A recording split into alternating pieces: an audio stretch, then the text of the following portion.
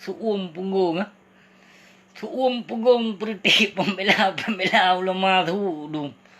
Pembela Partai Demokrasi tu punggung ingat video si. Baik dua ke? Yang baik dua yang pembela ulama zalim, baik dua. Ya, you ber Yasin bacu nak suum punggung apa si bah.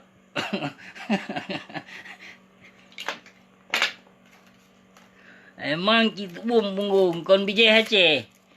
Kon bijih Aceh dum bupu hang tu punggung demang video dia kan.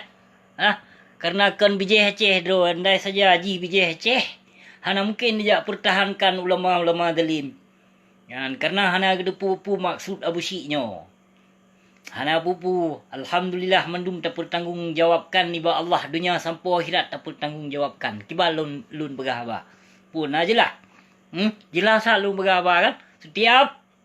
Setiap pembicaraan lun memandum lun bertanggungjawab. Yang lun bergah.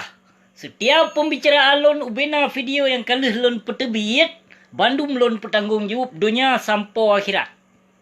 Jadi hana payah keraguan untuk terhadapi kaum-kaum zalim.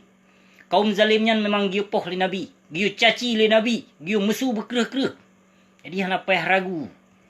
Yang hana payah keraguan dan hana payah tak payodro tu ke manusia. Karena Allah gedenyo yang tak melindung. Ni ba Allah sidro gedenyo yang tak melindung. Kan bak-bak urung zalim.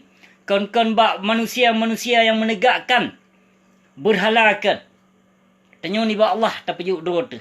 Nyo kenyo yang pelai lun pesampo hana pelai lun pupanyang muka dimah bak video nyo. Terima kasih.